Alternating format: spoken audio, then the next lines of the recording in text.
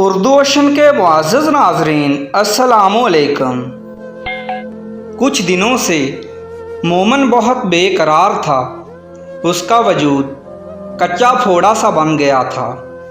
کام کرتے وقت، باتیں کرتے ہوئے، حتیٰ کہ سوچتے ہوئے بھی اس کو ایک عجیب قسم کا درد محسوس ہوتا تھا۔ ایسا درد جس کو اگر وہ بیان کرنا چاہتا تو نہ کر سکتا۔ بعض اوقات بیٹھے بیٹھے وہ ایک دم چونک پڑتا۔ دھندلے دھندلے خیالات جو عام حالتوں میں بے آواز بلبلوں کی طرح پیدا ہو کر مٹ جایا کرتے ہیں، مومن کے دماغ میں بڑے شور کے ساتھ پیدا ہوتے اور شور ہی کے ساتھ پھٹتے۔ اس کے دل و دماغ کے نرم و نازک پردوں پر ہر وقت جیسے خاردار پاؤں والی چیونٹیاں سی رینگتی رہتی تھیں۔ ایک عجیب قسم کا کھنچاؤ اس کے اعضاء میں پیدا ہو گیا تھا، جس کے باعث اسے بہت تکلیف ہوتی تھی۔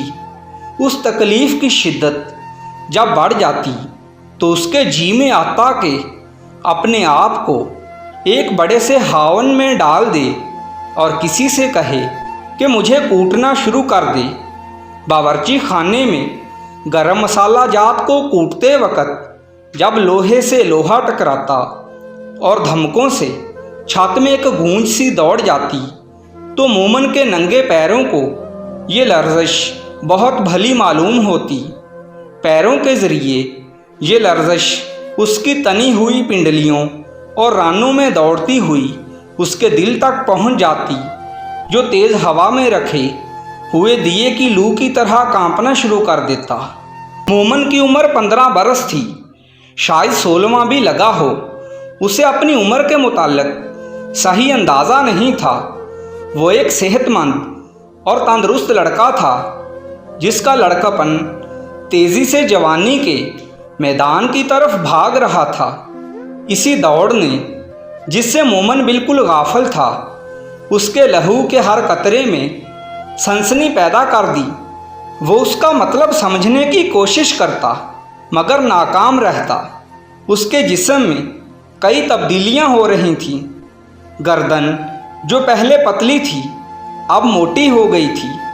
باہوں کے پٹھوں میں اینٹھن سی پیدا ہو گئی تھی۔ کانٹھ نکل رہا تھا۔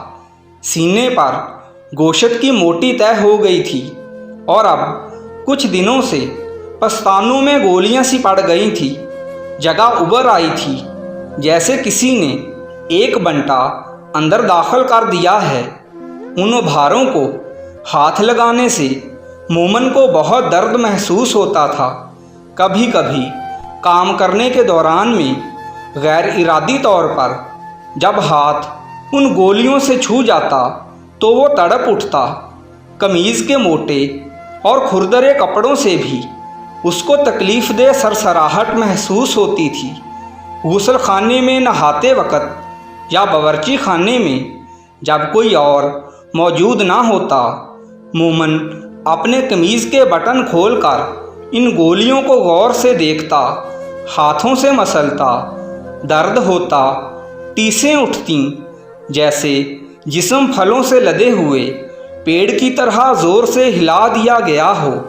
کانپ کانپ جاتا، مگر اس کے باوجود وہ اس درد پیدا کرنے والے کھیل میں مشغول رہتا۔ کبھی کبھی زیادہ دبانے پر یہ گولیاں پچک جاتیں اور ان کے منہ سے ایک لیسدار لعاب نکل آتا۔ اس کو دیکھ کر اس کا چہرہ کان کی لوؤں تک سرخ ہو جاتا۔ وہ یہ سمجھتا کہ اس سے کوئی گناہ سرزد ہو گیا ہے۔ گناہ اور ثواب کے متعلق مومن کا علم بہت محدود تھا۔ ہر وہ فعل جو ایک انسان دوسرے انسان کے سامنے نہ کر سکتا ہو، اس کے خیال کے مطابق گناہ تھا۔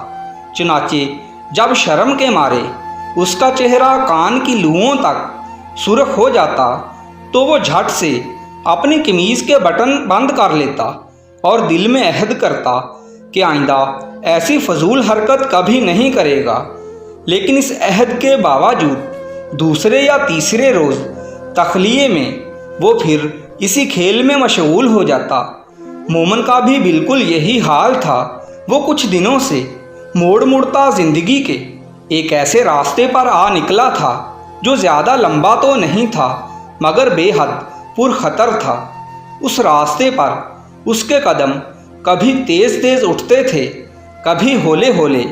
وہ دراصل جانتا نہیں تھا کہ ایسے راستوں پر کس طرح چلنا چاہیے، انہیں جلدی طے کرنا چاہیے یا کچھ وقت لے کر آہستہ آہستہ ادھر ادھر کی چیزوں کا سہارا لے کر طے کرنا چاہیے۔ مومن کے ننگے پاؤں کے نیچے آنے والے شباب کی گول گول چکنی بنٹیاں پھسل رہی تھیں۔ وہ اپنا توازن برقرار نہیں رکھ سکتا تھا، اس لیے بے حد مضطرب تھا۔ اسی اضطراب کے باعث کئی بار کام کرتے کرتے چونک کر وہ غیر ارادی طور پر کسی کھونٹی کو دونوں ہاتھوں سے پکڑ لیتا اور اس کے ساتھ لٹک جاتا۔ پھر اس کے دل میں خواہش پیدا ہوتی کہ ٹانگوں سے پکڑ کر اسے کوئی اتنا کھینچے کہ وہ ایک مہین تار بن جائے۔ یہ سب باتیں اس کے دماغ کے کسی ایسے گوشے میں پیدا ہوتی تھیں کہ وہ ٹھیک طور پر ان کا مطلب نہیں سمجھ سکتا تھا۔ مومن سے سب گھر والے خوش تھے، بڑا محنتی لڑکا تھا۔ جب ہر کام وقت پر کر دیتا تو کسی کو شکایت کا موقع کیسے ملتا۔ ڈپٹی صاحب کے یہاں اسے کام کرتے صرف 3 مہینے ہوئے تھے، لیکن اس قلیل عرصے میں اس نے گھر کے ہر فرد کو اپنی محنت کش طبیعت سے متاثر کر لیا تھا۔ 6 روپے مہینے پر نوکر ہوا تھا، مگر دوسرے مہینے ہی اس کی تنخواہ میں 2 روپے بڑھا دیے گئے تھے۔ وہ اس گھر میں بہت خوش تھا، اس لیے کہ اس کی یہاں قدر کی جاتی تھی، مگر اب کچھ دنوں سے وہ بے قرار تھا۔ ایک عجیب قسم کی آوارگی اس کے دماغ میں پیدا ہو گئی تھی۔ اس کا جی چاہتا تھا کہ وہ بے مطلب سارا دن بازاروں میں گھومتا پھرے یا پھر کسی سنسان مقام پر جا کر لیٹا رہے۔ اب کام میں اس کا جی نہیں لگتا تھا، لیکن اس بے دلی کے ہوتے ہوئے بھی وہ کاہلی نہیں برتتا تھا۔ چنانچہ یہی وجہ تھی، رضیہ تھی سو وہ بھی دن بھر باجا بجانے، نئی نئی فلمی طرزیں سیکھنے اور رسالے پڑھنے میں مصروف رہتی تھی۔ اس نے کبھی مومن کی نگرانی ہی نہیں کی تھی۔ شکیلہ البتہ مومن سے ادھر ادھر کے کام لیتی تھی اور کبھی کبھی اسے ڈانٹتی بھی تھی، مگر اب کچھ دنوں سے وہ بھی چند بلاؤزوں کے نمونے لینے میں بری طرح مصروف تھی۔ یہ بلاؤز اس کی ایک سہیلی کے تھے جسے نئی نئی تراشوں کے کپڑے پہننے کا بے حد شوق تھا۔ شکیلہ اس سے 8 بلاؤز مانگ کر لائی تھی اور کاغذوں پر ان کے نمونے اتار رہی تھی۔ چنانچہ اس نے بھی کچھ دنوں سے مومن پر دھیان نہیں دیا تھا۔ ناظرین کرام، اس دلچسپ اور متنازع افسانے کا اگلا حصہ جلد ہی شائع کیا جائے گا۔ ہمارے چینل کو سبسکرائب کر دیجیے تاکہ آنے والی ہر نئی ویڈیو آپ تک پہنچ سکے۔ شکریہ۔